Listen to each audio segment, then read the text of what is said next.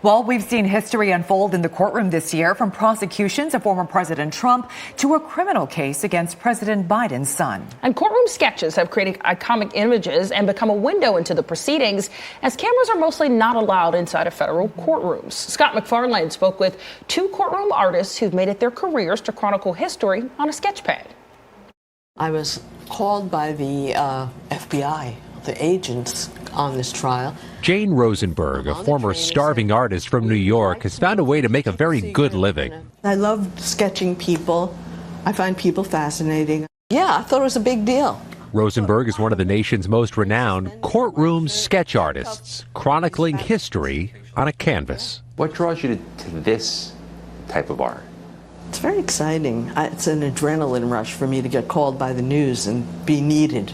Dispatched to the highest profile trials and hearings, from Bill Cosby to El Chapo to a former president. With ink pens and pastels, she must do the work of a camera, accurately depicting not just the famous faces, but a dramatic or historic moment in time. In Washington, Bill Hennessy has spent more time in courtrooms than some of the judges. I like the sort of the unpredictable nature of it. Decades ago, he was a young dad scraping for work. Someone called and said, "We need an artist. Is there anyone willing to go to a courtroom and draw?"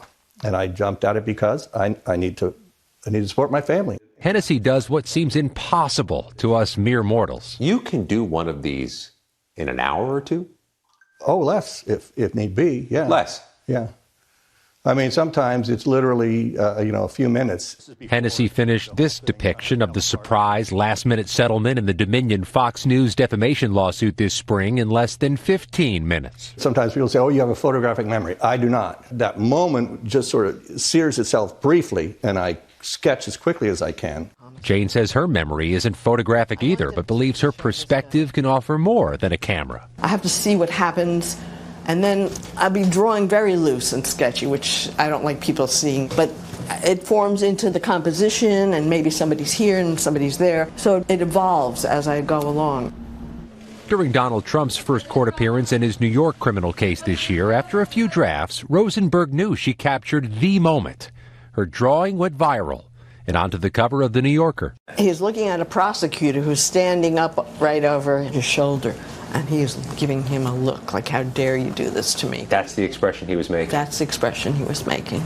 Hennessy has drawn Trump, too, and the theater of Bill Clinton's Senate impeachment trial. And when the historic Bush versus Gore ruling was issued by the Supreme Court, I make a point to watch all the time till the case is over. Hennessy rushed out this drawing. That was interesting in that that's the press room rather than the courtroom. You sketched the press room in the Supreme Court. And I realized, oh my God, they're all on the phone. Smart choice. His ended up being the iconic sketch of that case. Do you ever have a bad guy, a defendant, say, "Hey, can I see how I look in your sketch?"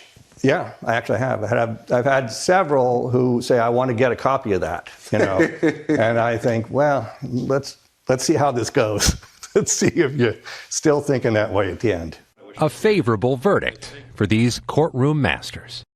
CBS News is a frequent client of Jane Rosenberg and Bill Hennessy's. As for the future of cameras in the courtroom, including here at the U.S. Supreme Court, every time Congress brings it up and proposes it, it comes up short, which means there's a very bright future for this very old-fashioned form of art.